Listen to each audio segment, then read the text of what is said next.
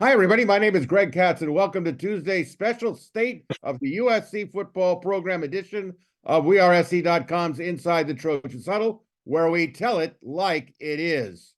Friends, Inside the Trojans Huddle is a game-like panel discussion that is posted each Tuesday during the season. The huddle features WeAreSC columnists, staff writers, and historians. We start off first with the pregame show, where we introduce our panel members for this edition of Inside the Trojans Huddle. So let's meet the guys. A WeAreSC columnist who writes WeAreSC.com's The Monday Morass, Yay or Nay, and Sunday Takeaways, in addition to regular season football and basketball reports. He also hosts his own podcast show entitled Locked On USC, Mark Culkin. The editor-in-chief of WeAreSC.com, columnist, national recruiting guru, producer, and moderator of WeAreSC's Fridays 4 Downs video show and 5 Things video show, which is posted on YouTube and WeAreSC.com after each and every USC football game home and away. A graduate of USC, Eric McKinney, a former William Jewell College defensive back and WeAreSC columnist who writes the popular WeAreSC.com column Musings with Arledge and the well-received Musings with Arledge solo video edition. He's a graduate of the USC Law School, Chris Arledge.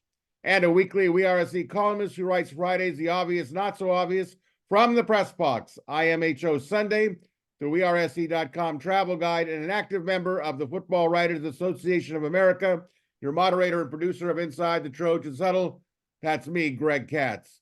Folks, if you enjoy WeAreSC.com's Inside the Trojans Huddle, we thank you and strongly encourage those of you watching on sites like YouTube to click on the like and red subscriber buttons. It's greatly valued, appreciated, and it is free.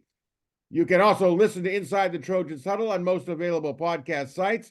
And friends, speaking of WeAreSC.com, we're offering a first-time subscribers 1 month of WeAreSC premium content for just $1. That's right, $1. If you're not already a full-time premium subscriber, you won't want to miss the USC football website that really does tell it like it is. All right, let's kick off the first quarter. Panel, the 2023 college football season is a wrap, and while USC head football coach Lincoln Riley has yet to address the media with a seasonal exit press interview and conference addressing the state of the USC program, Inside the Trojans Huddle will give you our views and listeners our state of the USC program with our thoughts, impressions, and assessments where we see where the Trojans are both on and off the field. So as we like to say around these parts, we tell it like it is. A reminder that these are just our opinions, and viewers certainly may agree or disagree with our viewpoints. But let's start off with where we are with Trojans on the field after 2 years of the Lincoln Riley regime. What are the positives? What are the negatives? Let's start off, as always, with Mark Culkin. Give us an on-the-field assessment of where we are after 2 years of the Lincoln Riley regime. Well, let's see. We've got an 8th Heisman Award winner.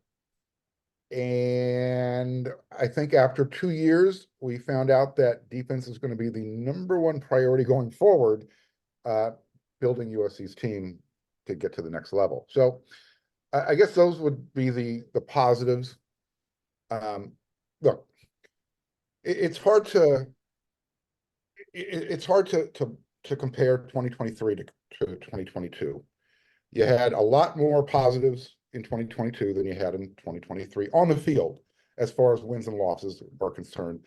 And I think that's what kind of set the table, raised the bar, so to speak, as far as what you're looking for positively.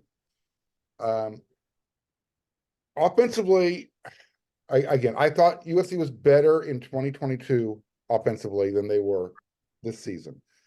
Defensively, conversely,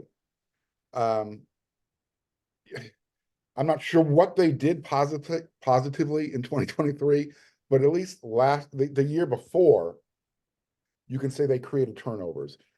They had some sort of impact in the game that they were playing. So I'll say the positives outweigh the negatives, but to try and pinpoint specifics, I'm still stuck in the malaise that I saw this year.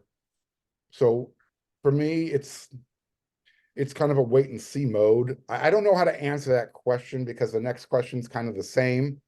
So for me, overall, the bar has been set. You can get to 11 wins. You can't go backwards. And we're going to see if the culture has changed enough to go forward in the Big 12 into the Big 10 in 2024.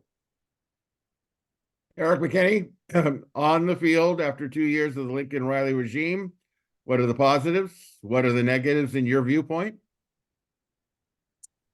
So there's going back to when he started and this kind of up and down to now. But if we're looking at it just right now, it doesn't feel a lot different than the last like 10 years after a season. It's still what's it going to be next year? I don't know. We're talking about, we want to do this, we want to play like this, we want to play good defense, we want to run the ball, we want to do all that, and it's okay, let's see. I mean, there's nothing that's been shown at this point, and I'm talking about right now at how they were playing at the end of that season going into next season. There's just not a lot that you can point to on the field to say they're really good at this, they're really good at this. As good as they need to be to win the games that they want to win. You can go win some regular season games, and I don't think at any point you're thinking, oh, they're going to have a 3-win season or they're going to get, run off the field by everybody. But as far as the team goes and the product and all of that, you're still you're at an off season of hope. I hope that the defensive coordinator can do this. I hope that they can add enough offensively and get that line play up to where it needs to be. And it feels like another offseason that we've seen plenty of over the last few years. So right, the Heisman is great. The 19 wins in 2 years coming off of what you had in that horrific 2021 season. I think if these 2 seasons were flipped, you had the 8-win year the first year and the 11-win year this year, it maybe feels a little bit different, but the deficiencies are the deficiencies. And again, we haven't, I know we'll go into kind of off the field and going forward, but no, as far as just on the field play, what we've seen all this before. Maybe the offense is a tick better, but not better enough to overcome what's been a terrible defense. And like Riley likes to talk about, we finally have expectations here and we finally have all this. There were these expectations for years and years and years, and we've seen this football. We've seen good offense paired with bad defense and this kind of results. It's nothing new. So I think, and again, we'll spin it forward in terms of health of the program and what can maybe go into this offseason to maybe get there. But this year, you cannot understate how much of a setback it was in terms of this year maybe being a launch pad into that 2024 schedule and the Big Ten and everything that needs to come with kind of following up what Caleb Williams did at USC for the 2 years that you had him here. Chris? So when USC hired Lincoln Riley, everybody said, all right, we're getting one of the premier, if not the premier offensive coaches in the country.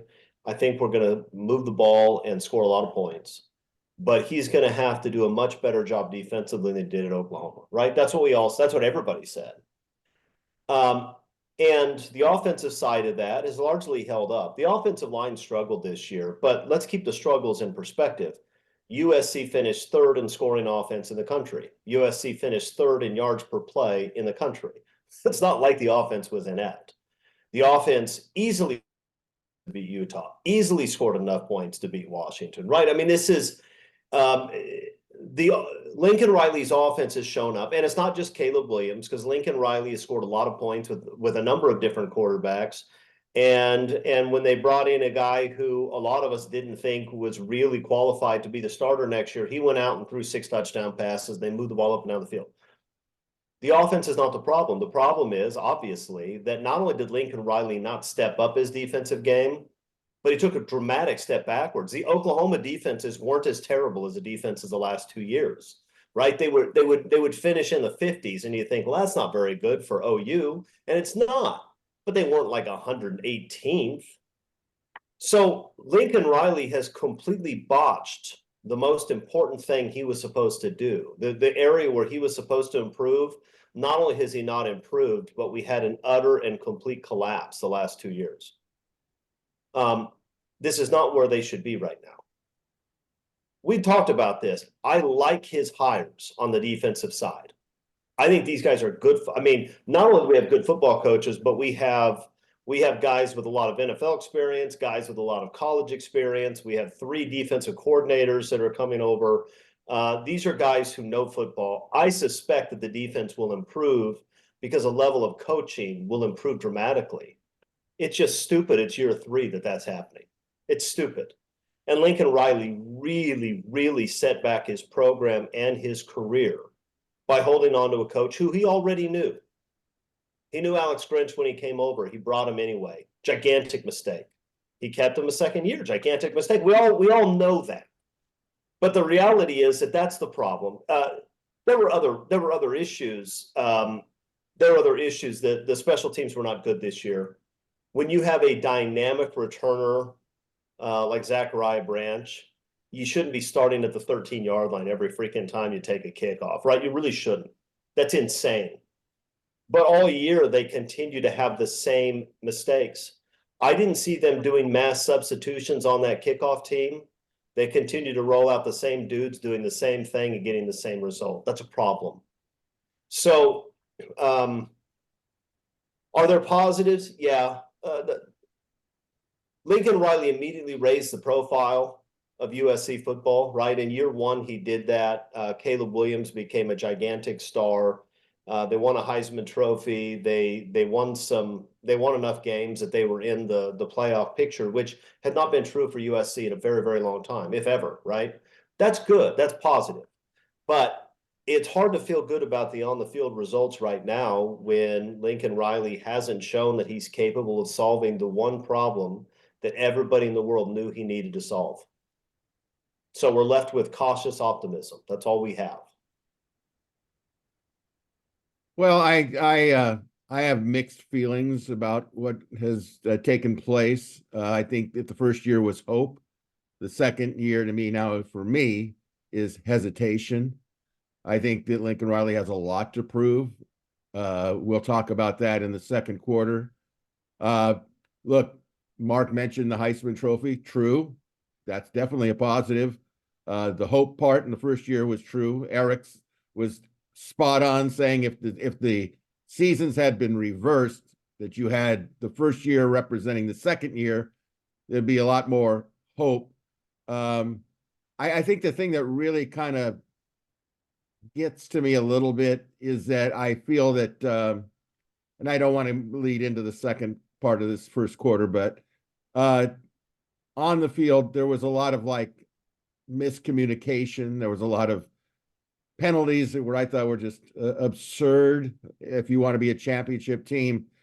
And I think on the field, based on what we saw Monday night in the national championship game, the thing about Michigan, and that, of course, the Trojans are going to play at Michigan next year, but it's going to be a little bit of a different team, I think, with Michigan if J.J. McCarthy doesn't come back. But, it's a team like Michigan, whether it's Michigan or whether it's Alabama, or look at these teams are absolutely pretty good on offense and really good on defense. And it bothers me to see where we are after 2 years, to see going into the third year, which is arguably, I don't even know, it's arguably, it is the toughest schedule of the 3 years of Lincoln Riley, and how he's going to handle it. I think there's some good things we found out about, at least in one minor bowl game, so to speak, Holiday Bowl, that Miller Moss presents some hope. But there's a lot of question marks after the positives we've seen. I can only hope that the culture on the team, and that's going to lead us in the second question, improves a great deal. So let's get to that second transition to your evaluation of off the field after 2 seasons. Now that's going to include things like culture, recruiting, so to speak, anything that's not exactly X's and O's per se, what are the positives off the field and what are the negatives, Mark? So I'm not sure how to address that recruiting part because it's not going as well as I think any of us anticipated. The culture is I think it's still in transition. I think there's no doubt about that. You're still trying to find the players, or I think you've located the players who want to be at USC, who aren't looking at I guess, the ancillary things, the NIL part of the equation that's really bothering, I think, Lincoln Riley's recruiting and getting USC the players and specifically players of need right now. So how much did the 7-5 or the 8-5 season play a role in this? We've talked about it throughout the season. We touched on it in the first quarter. Lincoln Riley's choice to maintain Alex Grinch has left a sour taste, at least in the recruiting world, and it's affecting the way things are going. And then you have the other part of NIL. Is USC all in with it? Are they, are they doing the hokey pokey with it, putting their foot in, taking their foot out, putting it back in? They need to make a decision, because now when you're trying to use the transfer portal to make up for, your losses at the high school level in recruiting, you're even having some sacrifices and some challenges there. We just saw it recently with the backup quarterback position. Think about it. The one part of Lincoln Riley's culture that we shouldn't be talking about is the quarterback room. That's the thinnest position on the roster right now. That's just bizarro world. Doesn't make any sense. So is the culture changing? Yes. Is he stuck in the middle between trying to get the best talent out there onto the roster? Yes, because that's what USC should always be doing. But at the same time, you look at what Michigan did. They built their roster with, 3-star, 4-star players and guys who wanted to stick it out, stayed for 4 or 5 years. I don't know if that's the type of culture that Lincoln Riley can build at USC, just because of the type of players that are out there. I don't know. But that's kind of where USC is right now. They're in neutral. Eric talked about it when he spoke in the first quarter. We've been going through this now for the last handful of years. Does the USC fan base have the patience to try and follow that Jim Harbaugh model? He was there he's been there for 9 years. The last half of these 9 years have been pretty good. Lincoln Riley is now going into his 3rd season. Eric? So I think that Lincoln Riley, when he got to USC, talked about, we want to win now. We want to win now. He brought players in. I don't want to say lucked into Caleb, right? Recruited him twice, got him to USC. The fact that he was a quarterback that was that good, so much better than all the other quarterbacks, again, it sort of heightened and elevated the expectation of what he could do at USC immediately. And I don't fault him for saying we want to win right now, we want to win big, but that program truly was in such disarray in terms of the roster build and who could contribute right away, that you caught lightning in a bottle a little bit with that first group of transfers that he brought in. And I think you're going to see this with these programs that are reliant heavily on the transfer portal, where every once in a while you're going to get that mix right, and they're all going to come together and you're going to have a really good team. I think a significant maybe portion of the time, if that's what you're relying on, you're going to miss, and it's just not going to come together, and you're not going to gel. And so when you had to do that a couple years, it seems like you had a hit and you had a miss. Where I think the program feels a whole lot stronger right now is when you look at sort of the exodus of transfer portal players leaving. It's not those young offensive linemen. It's not the young defensive linemen. And that's the buildup that I think you need. And that's where I think a big chunk of the positives comes from now is that no, it's not the 5-star offensive lineman, 5-star defensive lineman. You'd love to sprinkle those in.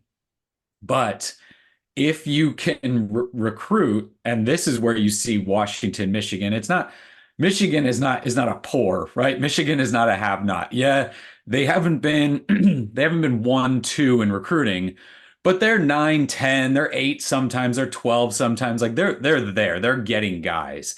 And so for USC, no, you don't want to be 25, but you don't have to be 1, 2 if you can keep everybody and roll 4th-year, 5th-year guys through that offensive line. USC did not have that. USC missed on like 4 offensive line classes in a row after that really good 2017 class, which guess what? Won them a bunch of games. So that's where I think you're seeing kind of steps forward with that. And then the other thing is getting serious about hiring the defensive coaches, right? If these had been his hires when he gets here, and he brings in these defensive coaches, I don't think we're having this conversation this year. And you've laid that groundwork. Again, I understand the idea of let's bring in people that I'm really familiar with so that we can hit the ground running and there's not this big lag in teaching system and getting an understanding of what we're doing and then moving forward. But if you had broken those eggs earlier, then maybe we could fast forward some of this stuff where we are right now. So the NIL thing is a huge issue. And USC, again, in order to get these big time players, you have to figure out what you're doing there. USC was they've been interesting in that regard, right? It's always trying to sort of do it the right way and guessing what rules might be in place. And while you can understand that a little bit, the end results are these other programs who just put it together in a really strong way and went out full bore. Oregon has maybe the strongest, most effective in terms of promises plus follow through. And you're seeing kind of what they're doing recruiting and in the portal right now. And USC just doesn't have that together right now. And I think that's going to be a pretty significant thing again in terms of adding that top line talent. But you can win games. You can win games recruiting good players and actually coaching them. And I think these defensive coaches coming in can coach football. And USC, you go back and look at USC's worst years and who's on that roster. There's guys on that roster. You can coach the players on this roster right now to win games. And so in that way, I think you're seeing it go forward. They're recruiting, again, numbers on the offensive line, defensive line, guys that can play, maybe not right now. And again, we're not talking about can you win a national championship in 2024? No. The way the roster is right now, no. But you've built enough of that kind of baseline and infusing the talent you need to down the line do it. So I think that this offseason, you're really starting to see some positives there. We're not talking about competing with the elite programs right now. And if you're USC, that's a problem, right? You don't want to be in that situation where you're not talking about that. Well, real quick before Chris goes, Eric, if we're competing against the elite, which Michigan is considered one of those, let's use Michigan's recruiting class ranking this year. You brought them up the last. What's it this year? Because USC is not that far behind them, and Michigan's coming off the winning cycle. So I'm trying to find out where is that correlation, because Michigan's definitely taken a different approach to their recruiting. I think there's an easy answer to that. Michigan had 17 seniors on that football team. But their recruiting ranking isn't in the top 10. It's closer to. No, I know. But Michigan's not going to do that every year. Michigan had 2 really good seasons where they had a lot of older guys. They had 5 fifth-year seniors on that offensive line this year. That means last year they had 5 guys who were in their 4th year in the program of the offensive line. Next year, you're going to see a different Michigan football team. The reason that Georgia and Alabama, and in the old days, Pete Carroll's USC, the reason they could reload just about every year is because they recruited at an unbelievably high level. They didn't have to have 5 fifth-year seniors on the offensive line. They would plug in guys they would plug in a freshman, Tyrone Smith, who's going to be a 5-time Pro Bowler. When Lincoln Riley came to USC, he said that he thought he could build the best roster in the country at USC. He cannot and he will not unless USC dramatically changes the way they're doing things. USC is not competing with Georgia or Alabama or Ohio State in recruiting. They're not competing with Oregon in recruiting. That doesn't mean that he can't win a lot of games.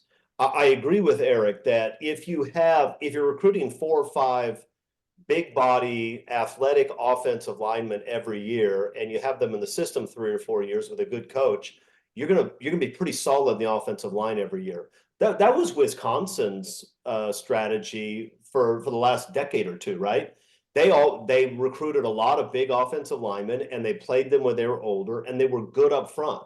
USC can do that. And if USC does that, they're going to score a lot of points every year because Lincoln Riley will be able to find a quarterback and will be able to find running backs and receivers. As we're complaining about USC's lack of recruiting fireworks, it is the case that they have Zachariah Branch and they have Deuce Robinson. I mean, it's not like they don't find some guys who everybody in the country wanted. They do find some guys like that. But he's not going to build the type of roster that he expected unless they change things pretty dramatically. I don't know whether it's USC being scared of their own shadow and worried about the NCAA. If so, that's insanity. The NCAA is not going to do anything to any of these programs that are doing pay-per-play. And everybody knows that. It's absurd. I think it's probably more the case that USC just doesn't have the money to do it. USC raises gigantic sums of money from some very rich people. They funnel very little of that into NIL programs, right? They're just not committed to that. And if you're not committed to that, then you're not going to be able to compete with Oregon. Because I get what Lincoln Riley's trying to do when he says, well, we want the guys that really want to be at USC. But let's take any other industry in the world and talk about how we're going to pay dramatically less than our peers, but that's okay because, we're going to get the guys who really want to be at Dairy Queen, right? I mean, it doesn't even make sense in any other context. And it doesn't make sense here.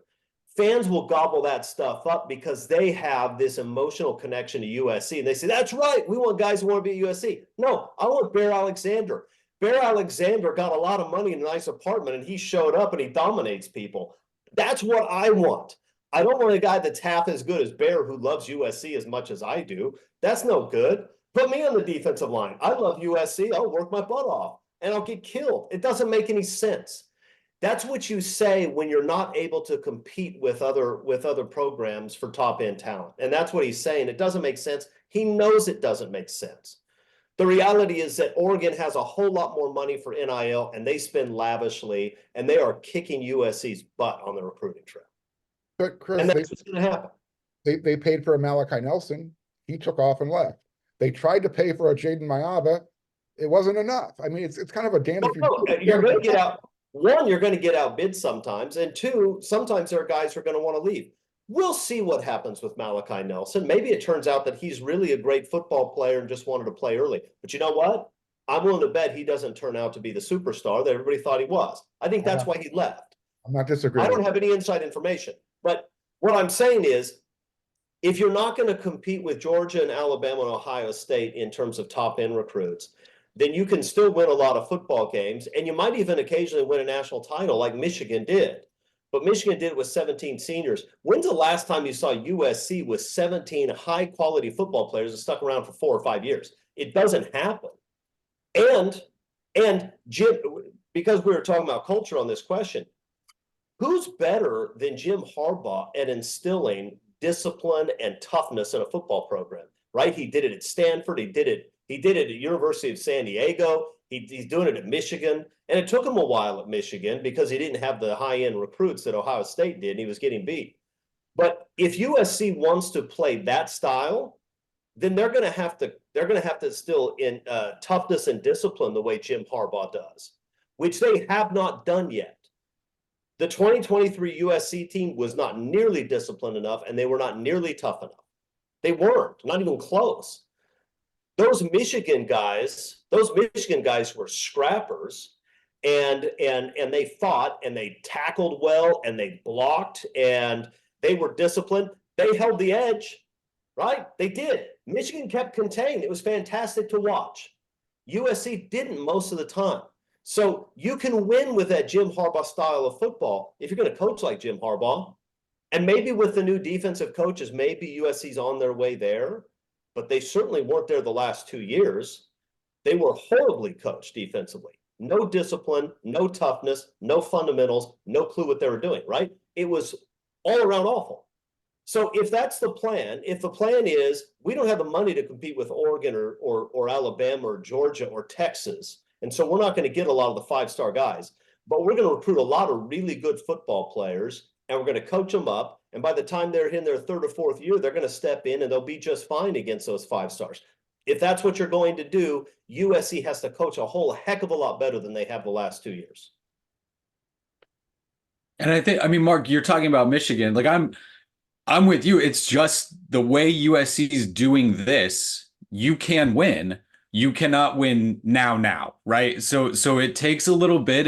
And what you said about Harbaugh, right? Harbaugh comes in and he loses 3-3, 5-3, 4-4 games, right? Those are his loss totals. His first seasons at Michigan, they lose, I think, 6 bowl games in a row. It took a while to get here. And then 2021, they lose 2 games. They lost 1 game last year, and then they win it all this year. And so, yeah, it can take a while to build it that way. And I think that extra COVID year absolutely helps.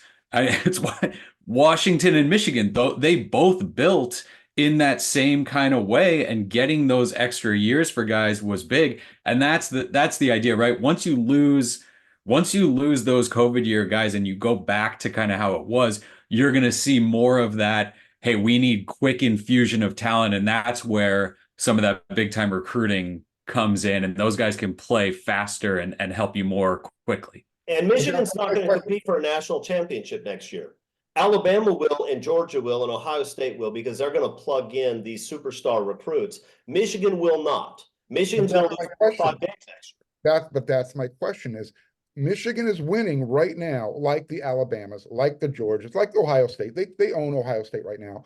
Why isn't that translating to their recruiting? Regardless of how long the guys before them were staying, it should be translating to better recruiting classes by the star system. It's not. And I'm just curious why. That's all. That was my question. My guess is that Michigan isn't writing big enough checks. Okay. Right? But look, it's also the case that some guys are better recruiters than others. I mean, look, Pete Carroll was an unbelievable recruiter, even putting aside that he was a fantastic defensive coach. That guy could sell snow to Eskimos, right? He was an unbelievable recruiter.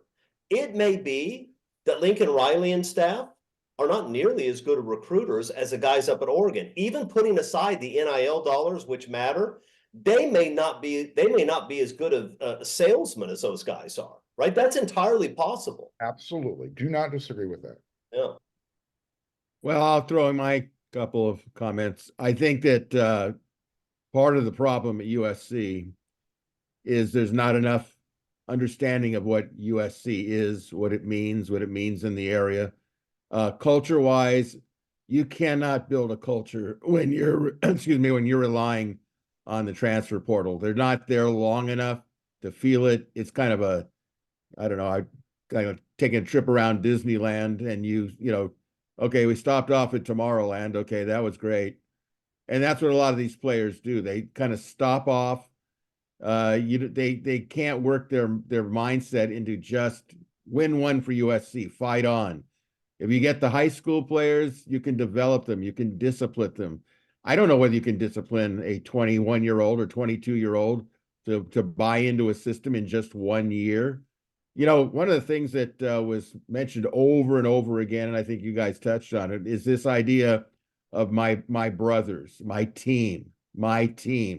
and we've all been together, and we all have, gone through spring practice, and we've done it for a long time. I don't think you could say the same thing about USC. Now, Harbaugh screwed up early on at Michigan because he tried to emulate a system that he thought was cool. We'll just throw the ball, we'll wing it all over the place. He went against what he actually believed in when he was at Stanford, even when in the NFL. And he did a real deep dive into who am I? And he turned out to say, you know what? We're going to go back to kicking ass on the offensive line. We're going to run the ball, right up, Broadway, and you just stop it because I've got players that I can integrate the passing stuff. So he went back to his roots. But one of the things about his roots is he didn't have to be backed into a corner to change his defensive staff. He knows how important defense is. He comes from a family of all coaches. His dad was a coach. So his culture was kind of deviated early on at Michigan, and now he's kind of come back to it. And, it's a system. It's a system that he understands, and the players were old enough to figure it out, and they had the time to do it. And like I think you guys pointed out, this is his 9th season. Dabo Swinney was kind of the same way. It took him a while to get the program started. But the problem is the NIL with SC, that's an off the field problem, because a lot of the money that SC could have gotten from NIL early on was from major mega boosters who I know some of them personally.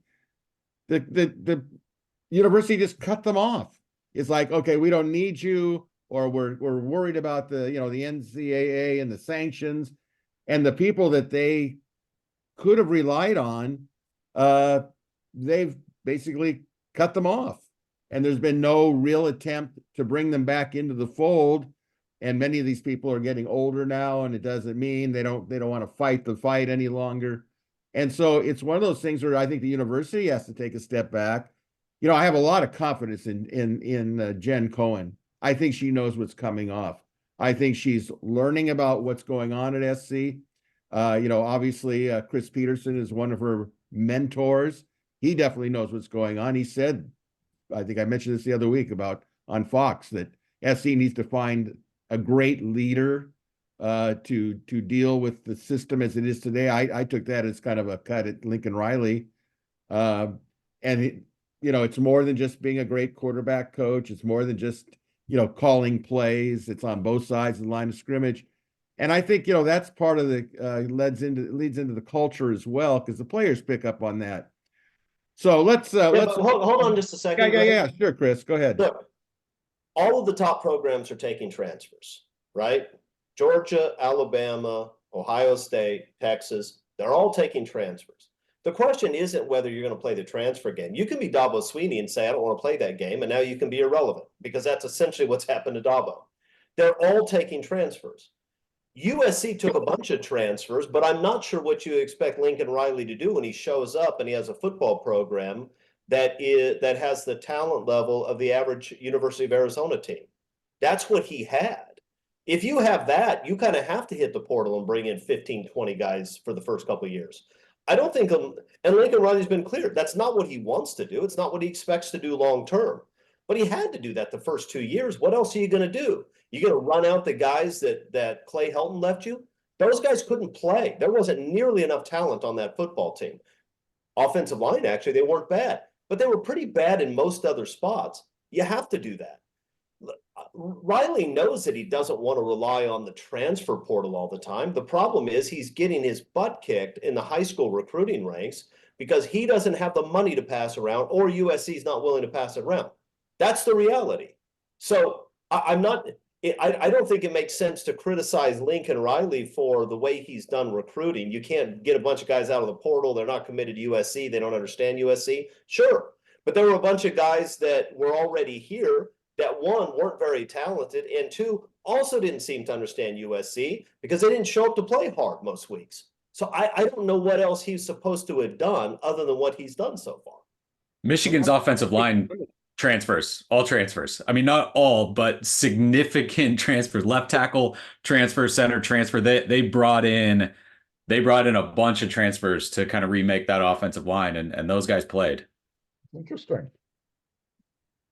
You know, I hear what you're saying, Chris, but you know, it all starts on top. You're either going to do the short-term fix or the long-term. I think the long-term is the way you go. I don't doubt what you're saying about Lincoln Riley. He's vocalized it. He said, I want to build from the high school. I'm just asking you, Greg, what your proposal was not to bring in Jordan Addison, not to bring in Caleb Williams. Oh, you're saying that. Run with the guys that he had. That. I never Okay, said that. well, you got to bring in the best guys you point? can when your What is your roster's a point? disaster. What is your point? My point is your criticism doesn't make any sense. He had No, to that's go- not true. Your he had criticism doesn't make any sense, and I'll tell you why. Go ahead. Number one, if you're going to build a program, you cannot do what happened this last year. I think you'd agree with that. You can't have a downer year in your second year where culture becomes a question, recruiting becomes a question. My feeling is I'm willing to be patient. Now, Mark brought up a good point where he says, I don't know whether the USC fans have the patience to put up with the building of it. But here's the problem, where everything is kind of transparent. When you know that SC is not, by even you said this, I think, and correct me if I'm wrong, that USC's recruiting has not been at the level that you would like to see it at this point. You have to go back to, it's not all the NIL. A lot of it is the NIL, no question, but it's not all the NIL. It's how coaches are recruiters. They're sellers. Can you sell it? I think this new defensive staff is going to come in hungry. I think they're going to go out and get players, but there's a lot of fences to be mended. And until they do that, which is a change of culture, you know, it's going to be the same old thing. But let's get to the second quarter here. Do I get? Yeah. I mean, the second quarter is basically the same as the first. Do I get to respond to what you said? I wish you would. Because here's the thing, Greg. Lincoln Riley's made significant mistakes, and I talked about that. The defensive staff he kept in place for 2 years has thrown the program back 5 years. My point is a little bit different. That if you're going to beat up on him for the recruiting, you can say that they don't sell as well, and maybe that's right. Although let's be honest, with the elite recruits, you're going to have to pony up some money, because if other people are offering many hundreds of thousands of dollars and you're not, I don't care how good a salesman you are, you're not landing those guys. And the reason USC played a bunch of portal guys the last 2 years is because Lincoln Riley had no choice. He could not roll with the roster he had. That roster was so badly depleted from the biggest hack coach USC has ever had that you can't do anything else. And so I think when you talk about how you can't just throw in a bunch of portal guys, I think Lincoln Riley agrees with you. I just don't know what he was supposed to do the first 2 years. They didn't have talent on that roster. That was going to be a six-win team if he didn't jump into the portal and bring in the guys he did in that first year. That's the reality. So that wasn't the mistake. The mistake wasn't jumping into the portal. The mistake was keeping a defensive staff that had no idea what they were doing and not instilling toughness, not instilling discipline. If he doesn't do those things, he's screwed anyway. But he had to jump into the portal. And if he doesn't do a better job recruiting the high school ranks, he's going to have to do that in year 3, 4, and 5. And that's a problem. But I don't think he said he's not trying to recruit high school kids. I do think that when Oregon jumps in and lands a guy who's a blue chip, and then that blue chip guy starts talking about how, well, you know, I'm going to get developed at Oregon. No, you're not. They put hundreds of thousands of dollars in your bank account. Don't lie to us. It's silly. That's what's happening. Oregon's out recruiting USC because Oregon's paying money that USC doesn't have or isn't willing to pay. That's the truth. Okay. Let's move on. I think if you look at the line recruiting, right? Look at the offensive line, defensive line recruiting. He's following that up. He didn't recruit the 2019 class, the 2020 class. Michigan, again, if we're talking about Michigan, left tackle, a transfer from Arizona State, center, a transfer from Stanford. The other guys that played, they're 2019 signees for Michigan. USC's offensive line recruiting in 2019, Gino Quinones and Jason Rodriguez. Those guys aren't going to be your two starters for a national championship team this year, 2020 class, again, not Lincoln Riley's, you've got Jonah Monheim as the only contributor from that class.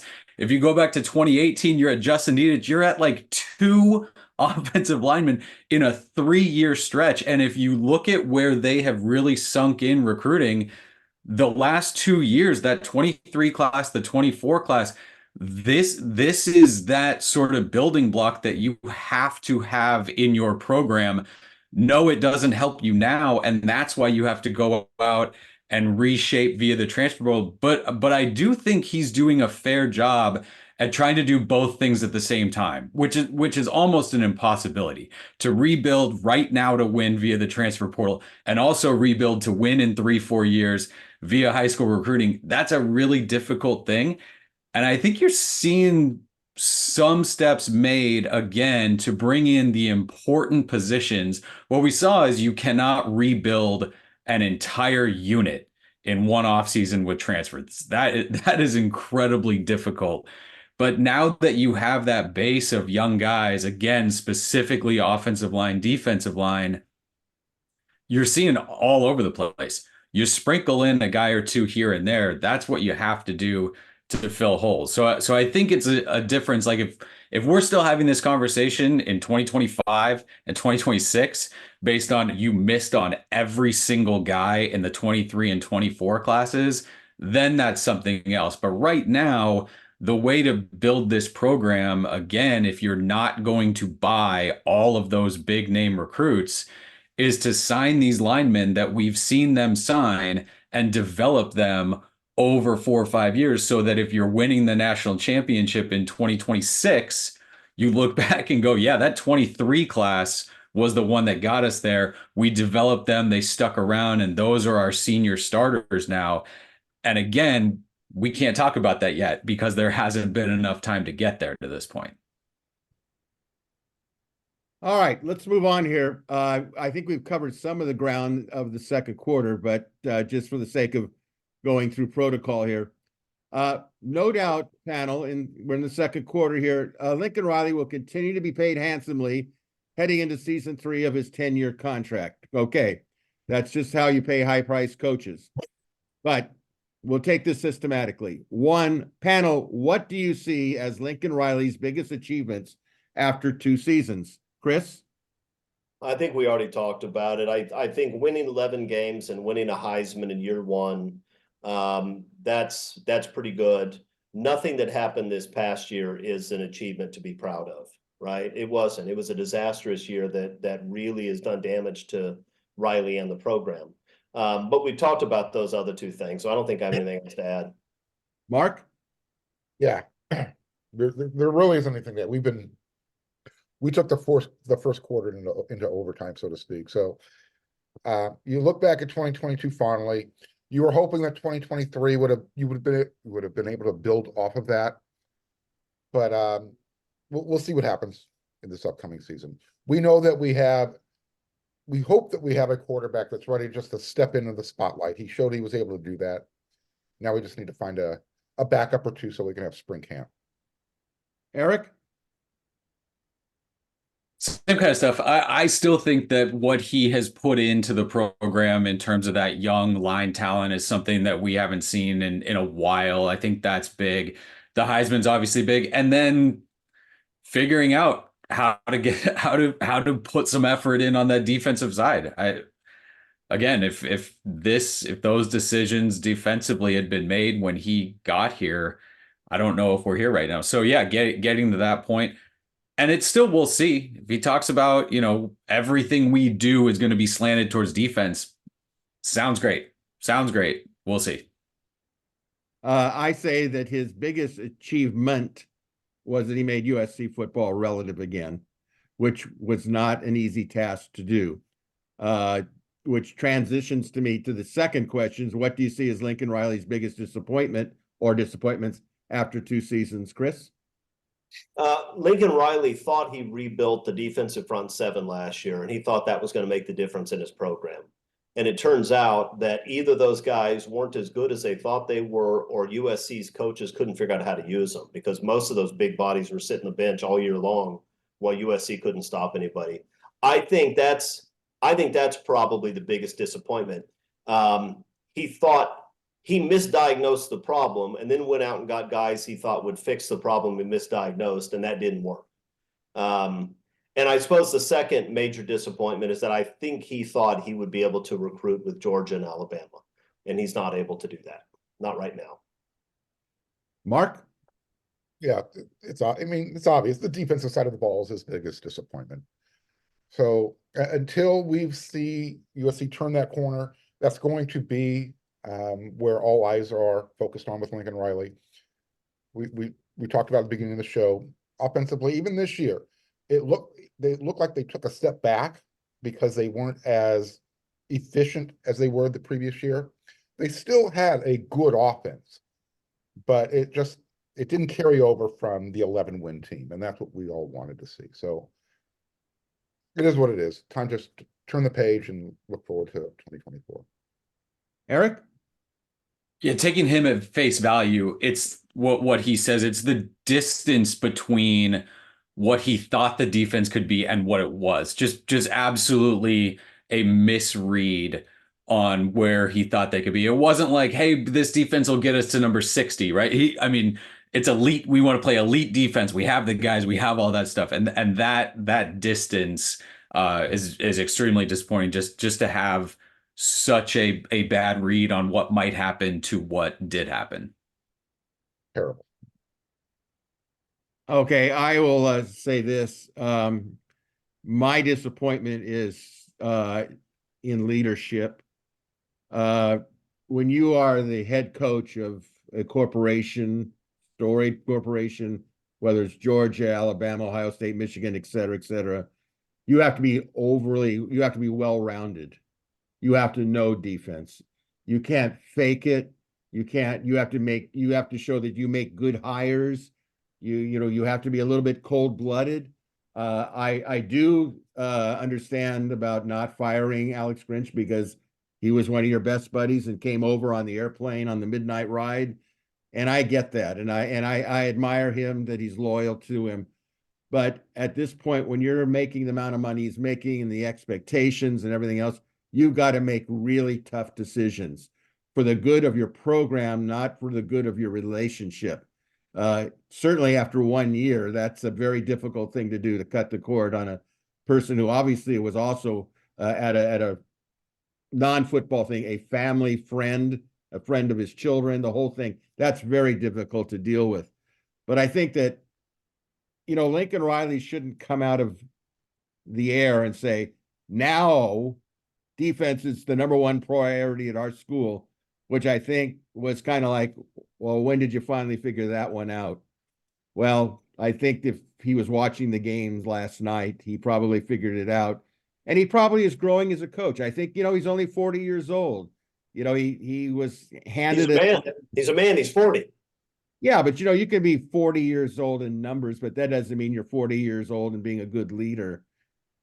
Some people can do it. Some people have to grow into it. I think he's growing into it. That's just my opinion.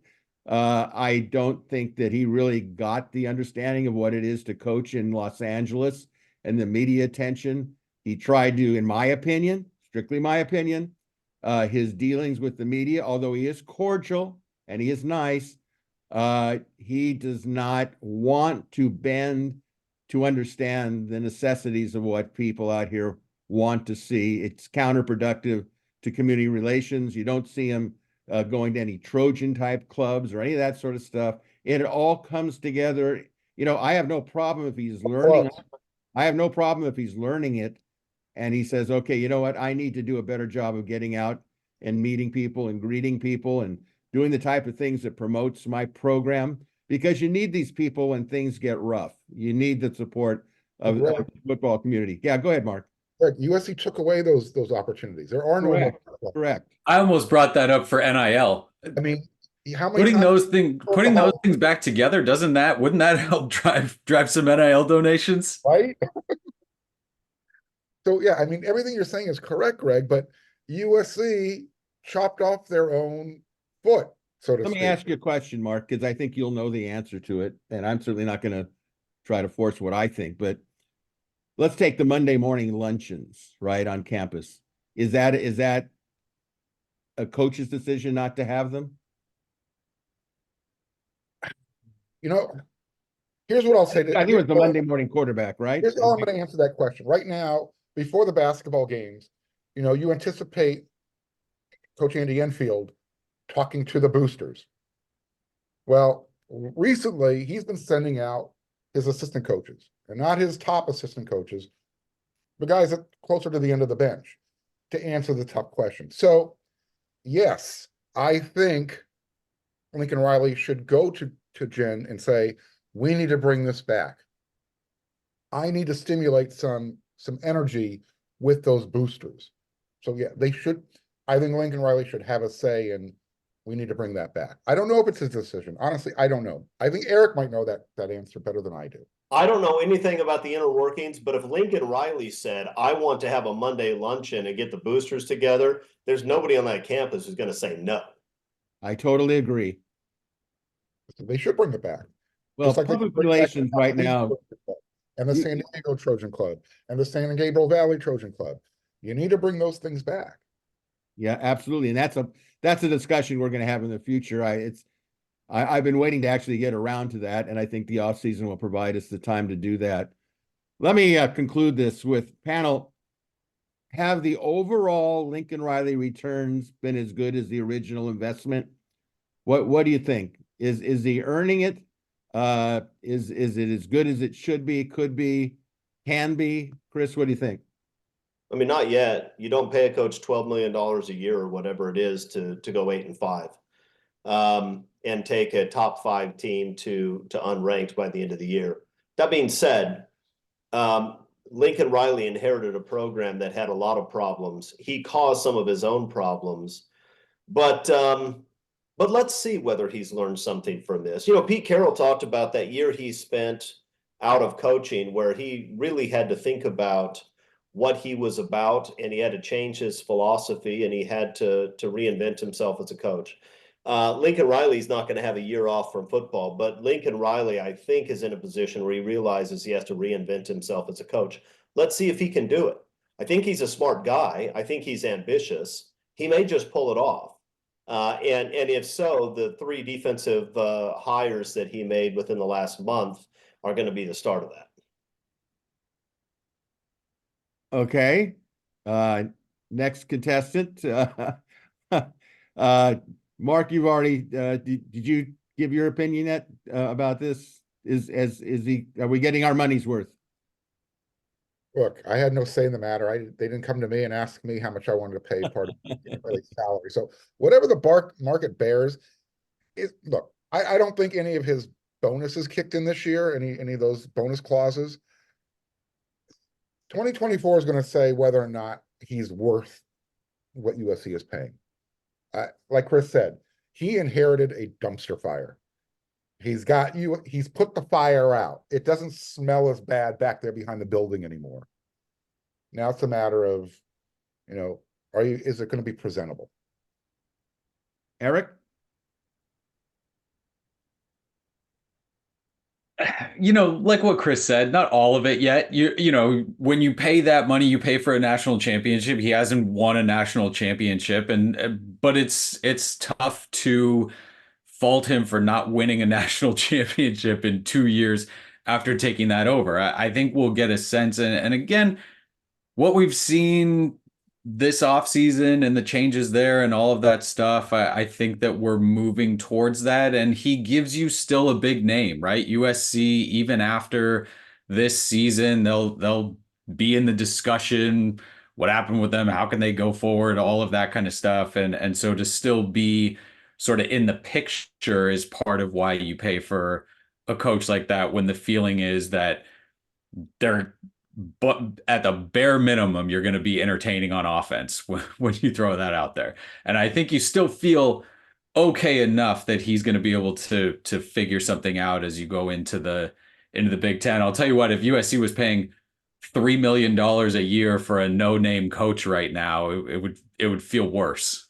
Yeah. Look, that money that they're paying Lincoln is coming from that future money they're getting from the Big Ten Conference anyway. So they kind of forecasted this is what he's worth based on how much each schools would be making. All right, I'll conclude this heavy duty first half here. I think the jury is still out on Lincoln Riley. I think he needs more time to do what he needs to do and to continue to learn about not only coaching on the field in some aspects, but how to run the program, at least in this part of the country. And I think that, unfortunately for him, he's going to have a schedule next season in 2024 that's really, really ridiculously hard. And especially when when you expand the playoffs, more expectations. I'm not saying they'll get in the playoffs, but there's going to be like, okay, if we don't win the league, we could at least get in the playoffs, couldn't we? I think it's too early, but I don't think he's immune to going from golden boy when he first got here to being, maybe he's not as good as we thought he was. And maybe his best coaching job will be next season. I personally, I hope it is, but we'll see. But I don't think we have enough evidence yet to go one way or the other. So with that, we're going to lighten up here with halftime.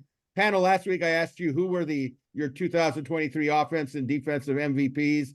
For this week's halftime, give me your MVP as far as the top newcomers from this past season. They can be freshmen. Maybe if you want to pick a transfer, that's fine, on offense and one on defense. So Eric, who's your selections? I mean, offensively, Marshawn Lloyd was the top newcomer. I mean, Zachariah Branch, obviously, for freshmen, although the wide receiver aspect seemed diminished kind of as the year went along compared to special teams. Defensively, again, we talked about Bear Alexander last year, technically still a newcomer as the transfer addition. Defensively, as a freshman, Braylon Shelby seems to have like the most where you saw flashes and that sort of thing moving forward. I'm excited about Christian Pierce moving forward. I think he could be kind of a big time guy there, but it didn't kind of jump out as a ton of freshmen. Obviously, Tackett Curtis got the majority of the run in terms of true freshmen there.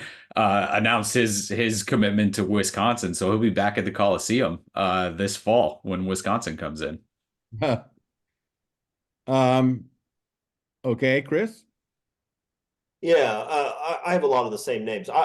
Zachariah Branch is my newcomer on offense. I don't think for the second half of the year, I don't think we saw a healthy Zachariah Branch. I think he got dinged up before that Notre Dame game, and I think he scores on that play against Notre Dame if he's healthy. And I don't think he was the same guy. He also walked into a pretty crowded receiver room with a slot receiver that had been around a few years and was really good in Taj Washington. But I think we're going to see a huge leap from Zachariah Branch next season, and I think he's going to be unbelievably explosive. So on defense, I agree with Braylon Shelby, who I think is pretty exciting. I'm going to throw in another name, Elijah Hughes, who, he jumped off film last year, and you thought, this guy's a low 3-star, and then he shows up, he earns playing time. That kid was not a low 3-star. That guy is a football player, and I think given a chance to mature a little bit physically, to get a little bigger, he may not be the full answer to USC's defensive line woes, but I think he's going to be a football player, and I'm pretty excited about it. Mark? Yeah, I think on offense, it's pretty easy to say that if you're looking just at the newcomers, Marshawn Lloyd and Zachariah Branch had the biggest impact on that side of the ball. I think what we saw, though, at the end of the year, and I know it's just because it was the last game and it's fresh in our minds, but Jacoby Lane might be the guy that receiver class.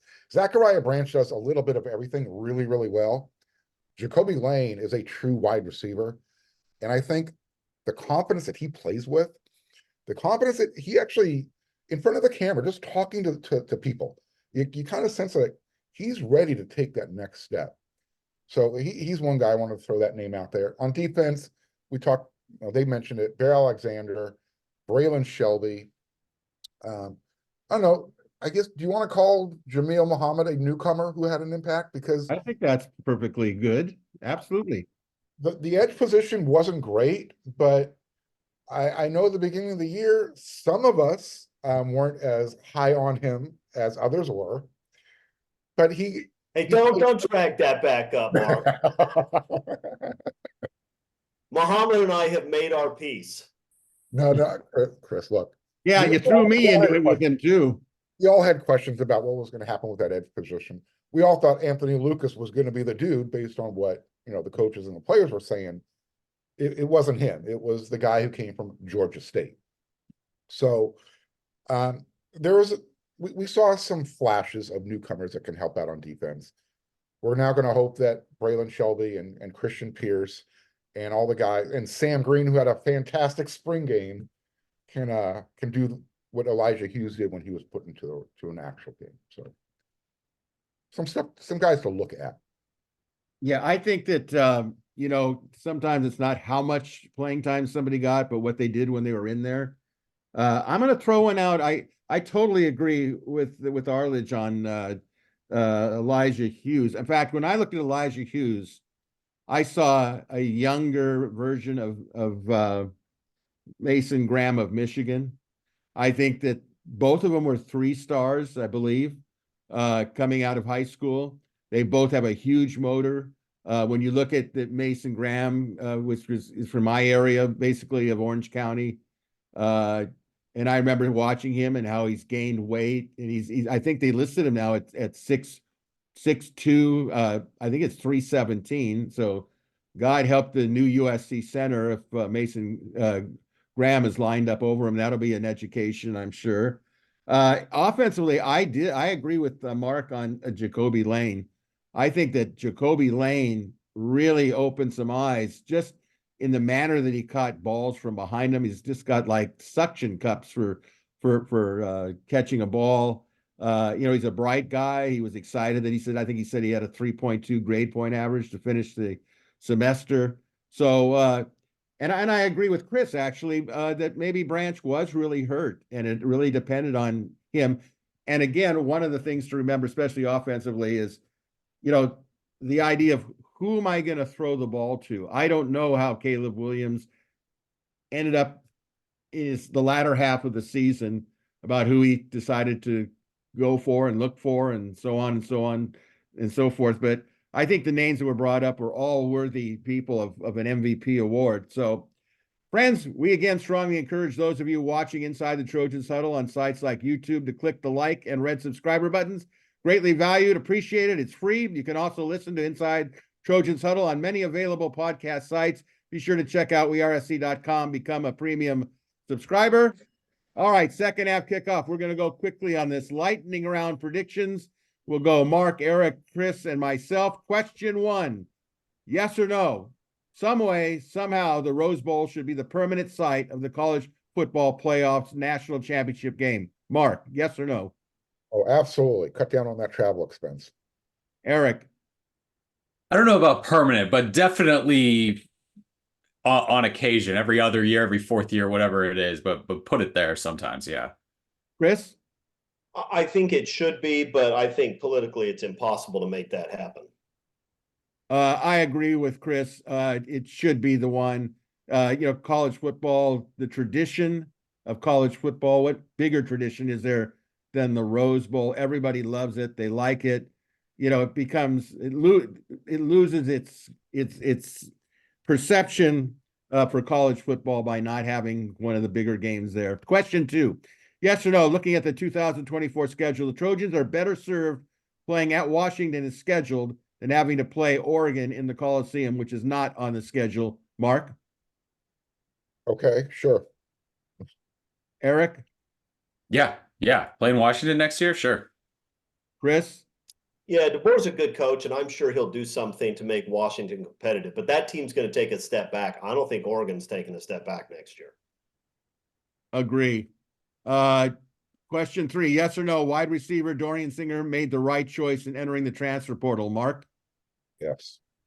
Eric? I think it depends on where he winds up. Chris? If he wants to be the number 1 option on a team, then he needs to leave USC because he was not going to be next year. I think he would be 4th at best. Yes, I agree. He made the right choice.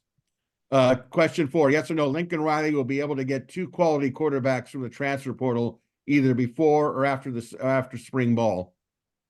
Yes or no, Well, Mark? First of all, define quality, and he's gonna have to get at least one before spring camp, and he definitely needs to have one after spring camp. There's no way to split that hair. Eric? Yeah, that was my line. What do you mean by quality? Two guys capable of starting if they need to in 2024? No, but you need bodies there. Chris? No on 2. He'll get 1. Somebody's going to lose a quarterback battle who's young, and they're going to be upset, and they're going to see an opportunity at USC, but you're not going to get 2. I don't think he's going to get 2 either. Question number 5, yes or no, the NCAA will change the transfer portal calendar after the end of this spring's academic calendar? Mark? They need to. Eric? I mean, why not? They've changed it every other year that it's been in existence. That seems to be the only constant. Chris? Yeah, changes need to be made. Now, if the NCAA actually does something right, it'll be the first time in decades that they have. I think they will change. As long as they're trying to better the system, I'm okay with the constant changes. Question 6, yes or no, when USC visits Michigan in Ann Arbor next September, the Wolverines head coach will still be Jim Harbaugh? Mark? Oh, no. Eric? No. Chris? No way. This is the time to get out. I agree. He's accomplished what he wants. He's a Michigan man with a national championship. Question 7, yes or no, with the Trojans playing football in the Big Ten in 2024, are you now watching the Big Ten network more than you have in the past, if you watch it at all? Mark? No. There was no reason. There was no reason to yet. Eric? Yeah. Tuned in on signing day. Lincoln Riley was on there. Got to actually see a USC thing on a conference designated network. Was exciting. Before that, how many times did you turn that channel on? Well, we watched Northwestern in my house. You want to tell the audience why Northwestern is important to you? Important to me? No. Or to My your wife, family? a little bit. Okay, Chris? Absolutely not. I've never watched a full game on the Big Ten network, and I probably won't until 2024. All right, I have been watching the Big Ten network since the announcement of SC going, and it's increased for signing as was with Eric. I watched their coverage of the national championship week to see what kind of programming. I've been actually watching some of the replays of their games, how their production and the guys that they use on the play-by-play. It's really it's vastly superior, let me tell you, than the Pac-10 network, no question about it. And that's not a slight with some of the talent on the Pac-12 network. I think there are some really good people on the Pac-12 network. Question 8, yes or no, are you surprised that former Trojans quarterback Malachi Nelson committed to Boise State, Mark? I'm not surprised. No. Clear path to a starting job. Eric? Yeah, at various points. I mean, as soon as he went in, if you said it's Boise State, then maybe a little surprised. But as soon as that visit gets scheduled and you start seeing, oh, here's all the reasons that he could, then you knew it was done and the commitment was a formality.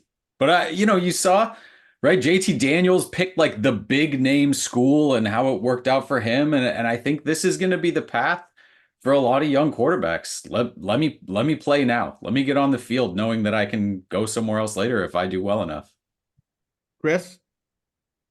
I'm surprised about everything with Malachi Nelson and the transfer, but if you're going to do it, he made a good choice for the reasons Eric pointed out. You go to another blue blood, you're probably sitting there too. I am not surprised he committed to Boise State. I think I read where his father had mentioned that we've experienced, quote, the big time program. He needs to play. I thought it was a good move, good family move. Boise State is really a solid program to very good at times. So I think it wasn't surprising. He needs to be able to play and get that job. Question 9, yes or no, as of today, when the Trojans open the 2024 season against LSU in Las Vegas, USC will be the underdog, yes or no? Mark? Yeah. Eric? Oh yeah. Chris? I think so. Yeah, and I agree. Question 10, the bonus question. Speaking of Las Vegas, because that's where SC is going to open up their season against LSU. What is your favorite Las Vegas hotel to stay at? And would you consider yourself a heavy gambler, moderate gambler, or near non-existent gambler, Mark?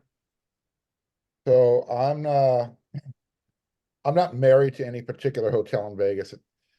My family, we used to stay at the old Sahara before this transition. So we were kind of part of that whole Rat Pack thing because that was kind of their hangout.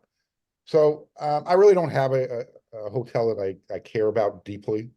And if my wallet is thick enough, I'll stay at a table. I don't have a wallet like that. So right now I'm more at the non-existent gambler level. Okay. Eric? Stayed at the Aria once, which I like, and that blends into the second answer, which I'm not the only gambling I do is showing up here every week with Chris on this panel to try to make it through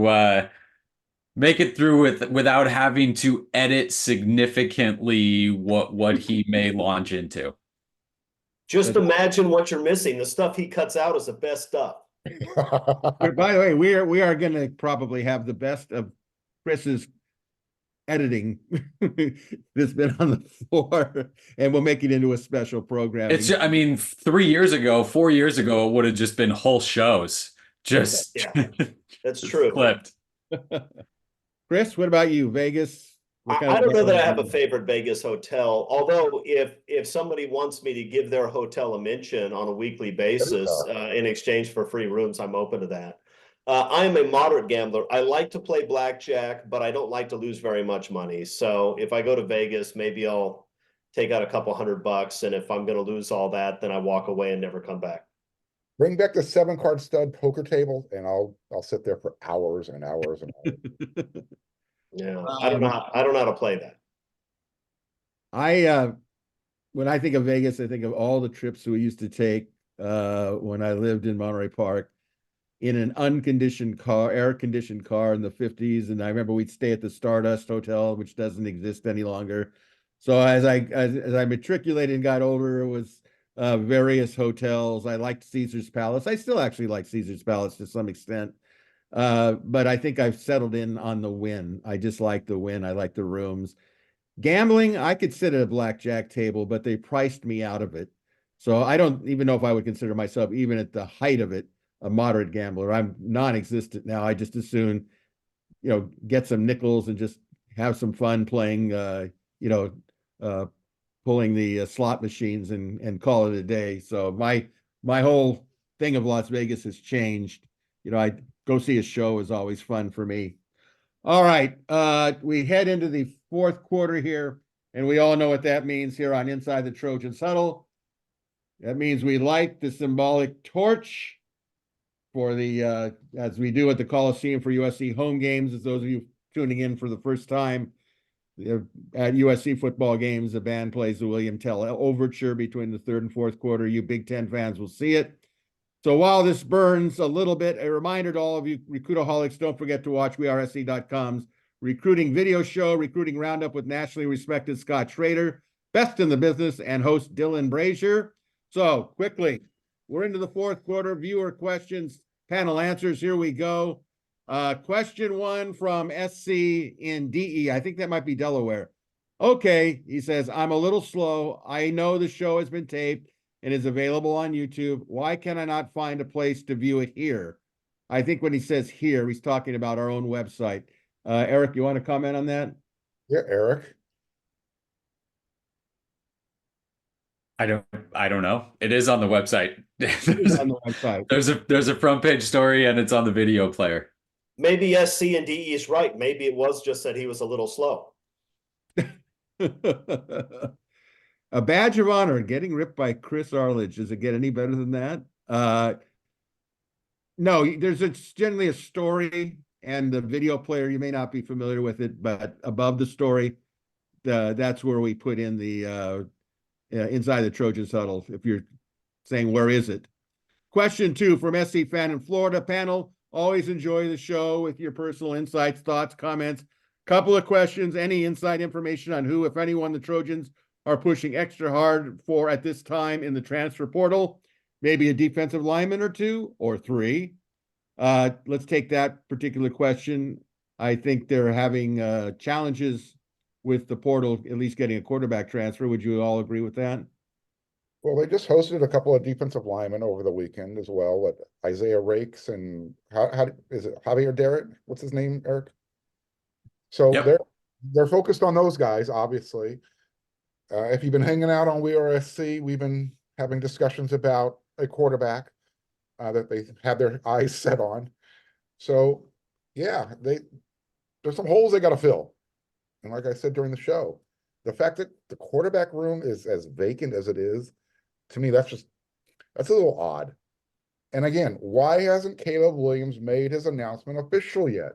I know he's not coming back, but what's the delay? Why sink into the bushes like you're, Homer Simpson? I don't get it. Maybe he doesn't want to go to the Chicago Bears now that he knows the pecking order now. But don't say anything that'll make them go away. Maybe you'll say, I just not do it at John Elway. I'm just not going to sign with you. If you draft me, I'll just go back to USC. That's a good, but I think the question is certainly valid. Why are you waiting to the last possible day to make an announcement? Unless he's not going to make an announcement, he's just going to say, okay, you'll read it off the press. I'm on that list. Question. I mean, it's just paperwork he has to file. It's not as if there needs to be a public statement about anything. I'm not saying he should or shouldn't. I'm just saying he doesn't have to. A nice little social media thank you, USC, for everything you've done for me, yada yada yada. He acknowledged the video that the USC football program put out. You liked it? Is that what you said? I mean, they've only done it for guys who are leaving. They did it for Caleb. I'm just being a sarcastic cuss right now. Oh, not Mark Colkin. Sarcastic, really? Second part of the question here, has Coach Riley been out on the quarterback recruiting trail? And if so, do you know who he has visited? Well, he visited Will Howard. He got a visit from Jade Mayava. Those are going to be quarterbacks at Ohio State and Georgia next year. Outside of that, trying to shake another quarterback name. I think one that he might go after is when he was at Oklahoma, the name's starting to float to the surface, Chandler Morris. That's another name that's out there. Right now, the pool of available quarterbacks, if you want to get one out of the transfer portal, it's a kiddie pool. It's not very deep. I mean, all the names have already kind of committed elsewhere.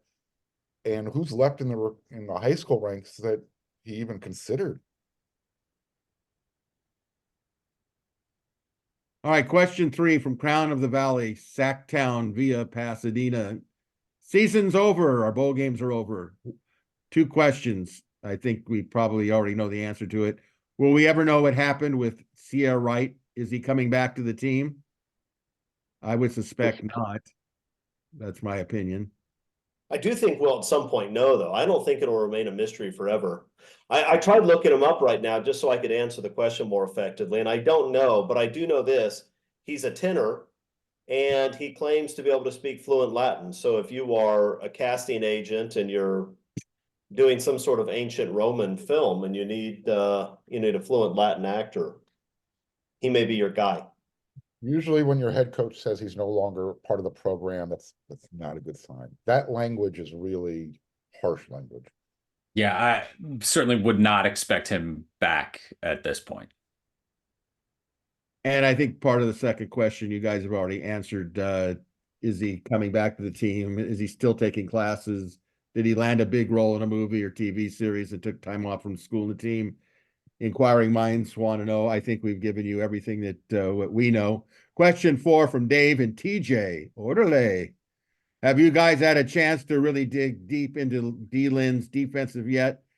I know he came from the Ravens coaching tree, the same as Minter from Michigan. Do you think we will run the many of the same fronts and schemes. Where do you expect the Trojans to end the year ranked as a defense next season? Comments? Higher than where they ranked this season.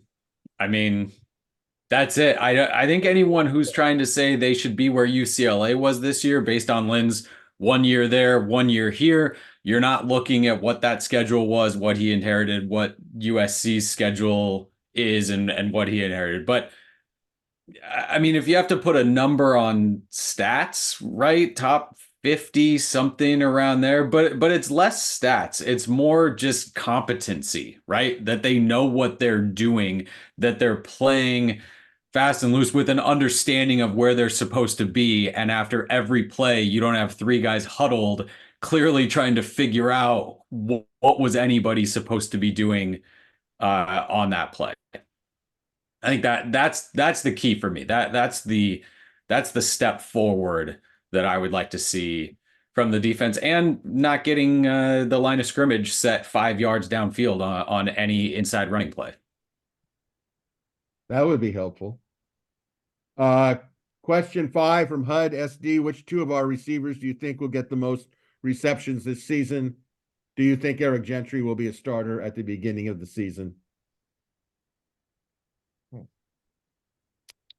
I do think Gentry will I be think a that's a starter. tough question because I think that there's so many good receivers. You know, Deuce Robinson. I mean, Jacoby Lane. I mean, Branch. I mean, it's just like it's and assuming that Mekhi Lemon comes back. I mean, any of those four right there could be the leading receivers. Yeah, picking two feels like you're just purposely excluding somebody that couldn't be there, and it feels a lot like this season where we talked about that going into the season quite a bit, right? If you want to give me one of the top 5 names, I would have been pretty comfortable thinking that they could have led the team. I think Branch is going to be up there in terms of touches. I don't know how many are pure receptions, or if you find a way to give him the ball in other ways, but I think he's going to catch the ball a lot. And then, yeah, I'm not betting against Jacoby Lane taking a pretty significant step forward this offseason. And again, that feels like I'm saying Deuce Robinson is going to catch 4 passes next year. Like, no, he'll do fine too. But Branch and Lane maybe as the top 2 guys. Yeah, Oh, sorry, Mark, go ahead. Go ahead, Chris. Go for it, man. I was gonna shift to the Gentry topic. I think Gentry could be used the way USC used their nickelback most of the year. He's an athletic guy. He's good in pass coverage. I think you can play 3. I think you can play more of a traditional 3 linebacker defense and have Eric Gentry as the guy that would ordinarily get replaced by the nickel. Gentry's not going to be able to cover a slot receiver man-to-man with no deep help, but nobody else was able to do that either. And Gentry will set the edge, and he will be a problem in pass coverage because he's consistently been a problem for people in pass coverage. So I'd sort of like to see them use him that way. That overhang defender, right? For a spot for him that gets you a little bit bigger than a typical nickel against some of the offenses. Put him on that spy wheel route type of coverage rather than a Braylon Shelby. I think Eric. And I feel pretty good with Gentry covering most tight ends. Also, I mean, he with his side and his athleticism, with that reach he has. Anytime you're playing a zone defense and Gentry's sort of in the middle of the field waving those gigantic arms around, it's a problem. I think Eric Gentry is really one of the more intriguing stories of spring with a new defense, to see where they think he should be, inside or outside. And you know, that's the fascinating part about when you get a whole new defensive coaching staff with a new DC. Who's going to change spots and how effective will they be in the new spots? It'll be interesting. All right, question 6 from the Trojan fan in the Valley. Here's a little bit of a different, I threw this in here because it was asked, so I said, why not?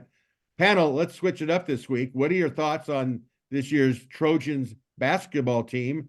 And what are your thoughts on Enfield? Well, they've underachieved. They've underachieved. There's no other way to say it. You don't bring back that roster.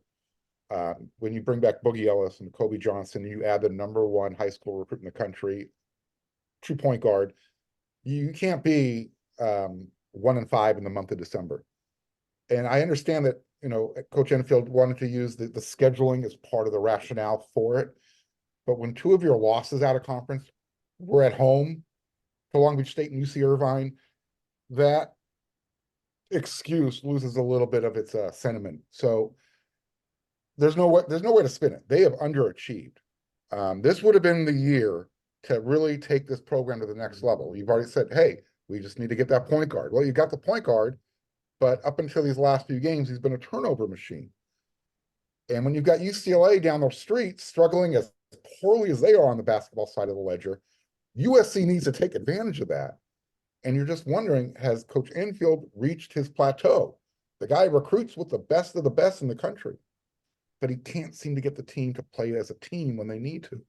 It just feels like it's yo-yoing, right? You get good guard play and poor front court play. You get good front court play, you get poor guard play, and you just can't put it together. But if we're talking about Trojan basketball team, at this point, I assume we're talking about the women's team, which has been outstanding and has a huge one coming up against UCLA. The way they front-loaded that schedule for them, where you've got 2 UCLA games within your first handful of Pac-12 games, that's a big one for that program. And honestly, the way Lindsey Gottlieb has recruited and the fact that you can hang on to these players for a few years, this is a potential national championship winning program within the next year, the year after, something around there. They have it working right now. My comment on Andy Enfield is very simple. I mean, basketball is really one of the main wheelhouses. I coached varsity in high school on some really successful teams. He's been there. Correct me if I'm wrong, Mark, because you'll know better than I do. Isn't this his 11th season at USC? Yeah. Correct? Yeah. Yes. Yeah. How many conference championships has he won in 11 years? Okay, that's obviously a rhetorical question. It's a rhetorical question, and the reason I say it is, I know that basketball is the stepchild of football at USC, but if a football coach, I don't think if Lincoln Riley has gone 11 years and never wins a Big Ten championship, they're going to stand for it. I think Enfield has had kind of the, should we say, the out of having gone to tournaments, which is great, no doubt about it. But there's still something to be said about accomplishing a conference championship. You can't live off of just getting into the tournament. Where Enfield is, where he's stuck, at least where I see it, is he's recruiting all the real great talent, maybe too much one and done. And unless you have that formula, like a John Calipari, who does it on an annual basis with, 5 freshmen rolling them in, rolling them out, you got to have a discipline on that roster. And I just don't think they play disciplined basketball. That's his biggest shortcoming, I think, as a head coach, is figuring out, all right, I've got the talent. How do I play disciplined ball with this talent? Whether that's his assistant coaches or with him, I don't know, but it needs to get fixed. Yeah, well, that's all part of being a head coach, right? Being a leader. Yep. Question 7 from USC Dude. Should the athletic department's war cry be outpay him so that you can outplay him? Asking for my Uncle Jake in Macau. I don't know where that is. Macau? A Ted Toner fan. It's across the bay from Hong Kong, and I doubt if Uncle Jake is really there. Well, thank you for that geographical lesson. Sure. So what do you think? I was a Ted Tolner fan, though. I mean, yeah, a lot of those running around. That may be why he's there. Well, I knew Ted Toner. He was a really nice man. He was really a good quarterbacks coach. He was not a exceptional head coach as it turned out to be. So, do you outpay him so you can outplay him? Is that what we should do?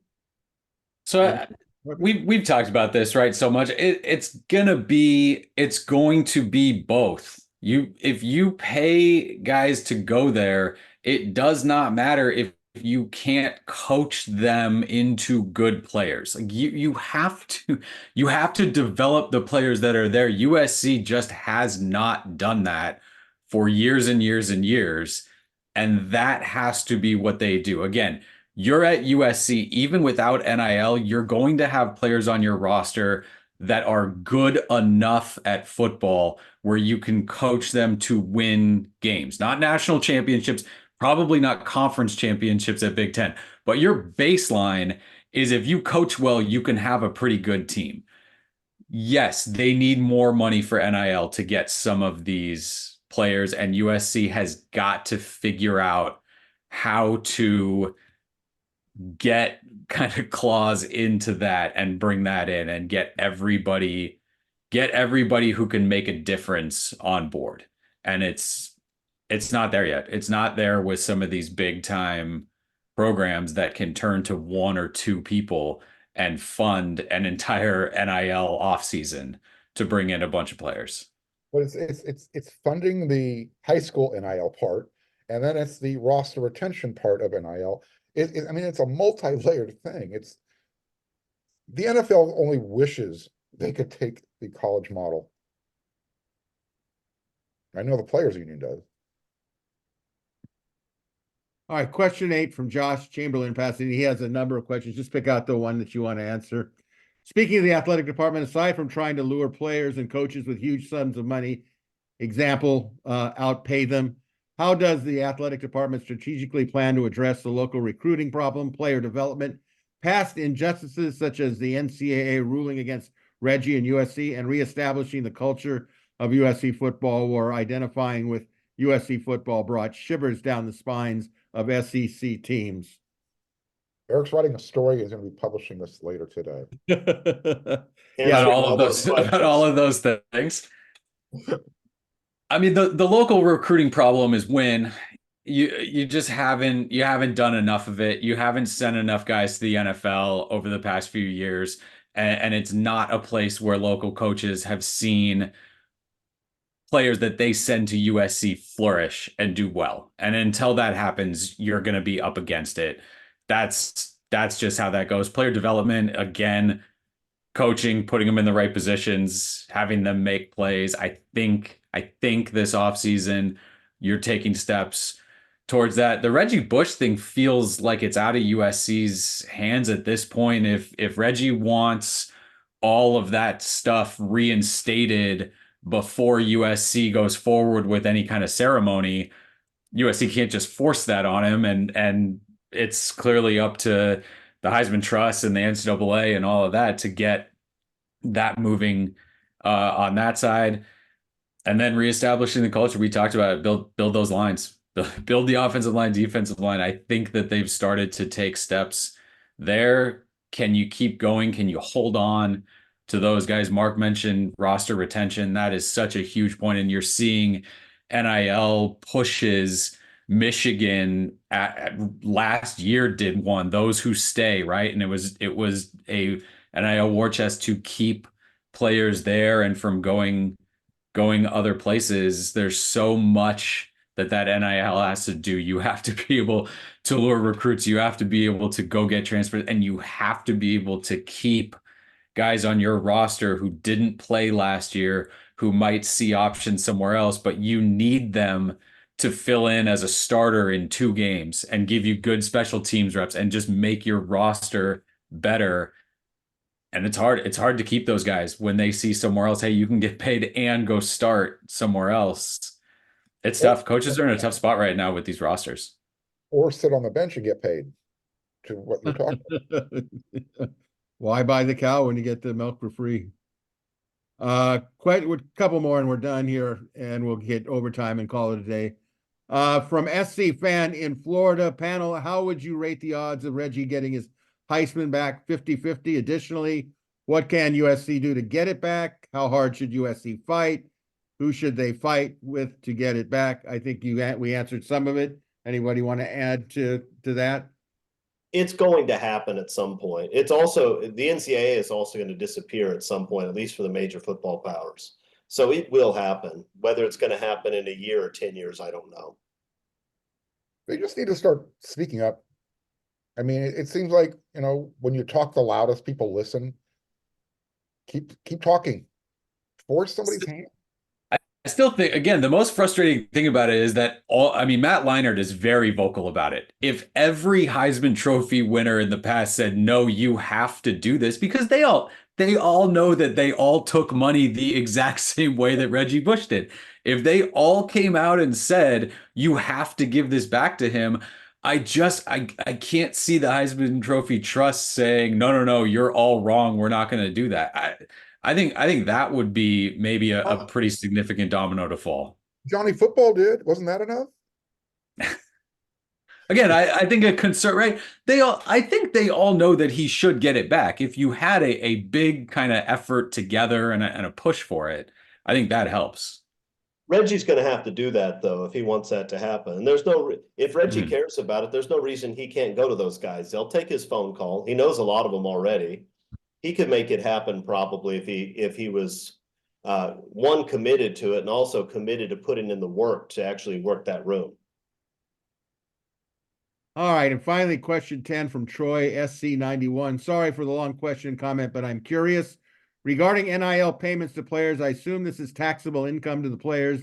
Do NIL collectives withhold amounts for taxes? If not, there's going to be a lot of players in trouble with the IRS state taxing agencies, as most of these recipients are young adults and don't understand this tax obligation. For those players that don't ultimately make it to the professional level, this could be very burdensome for them down the road.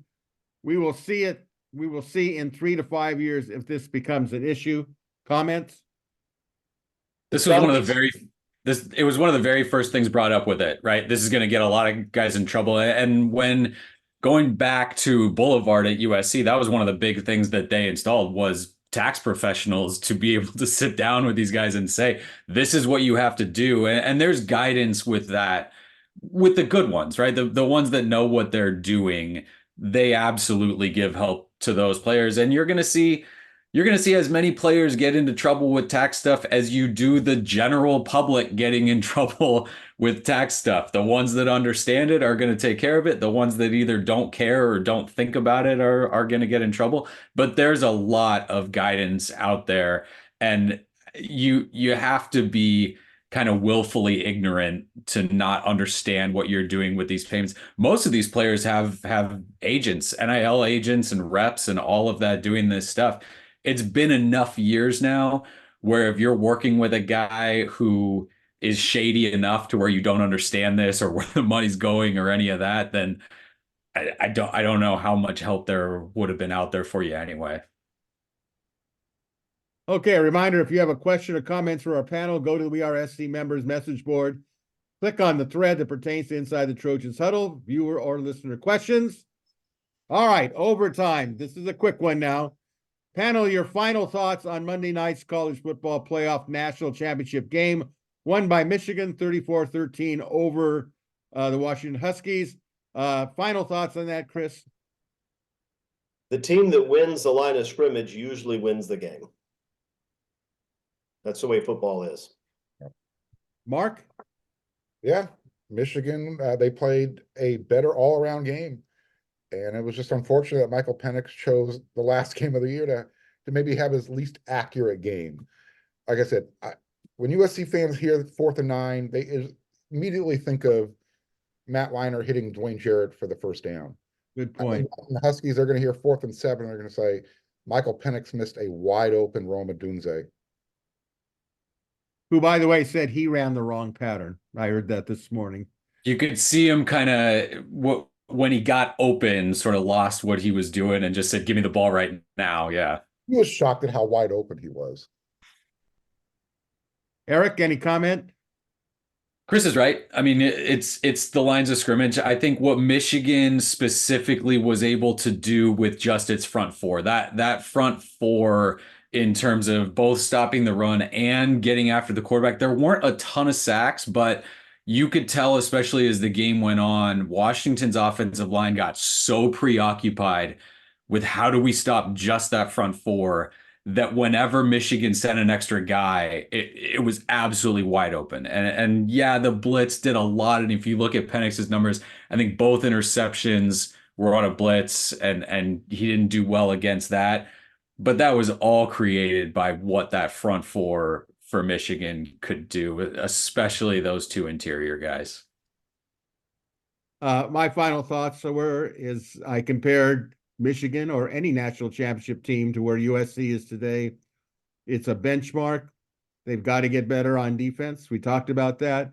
And it was just a reminder that you really have to be good on both sides of the ball if you want to contend for a national championship. And, hail to the victors. We'll see you in Ann Arbor next in 2024. Once again, if you enjoyed Inside the Trojans Huddle, please click on the like, red subscriber buttons. We greatly appreciate your support. Be sure to check out WeAreSC.com, become a premium subscriber.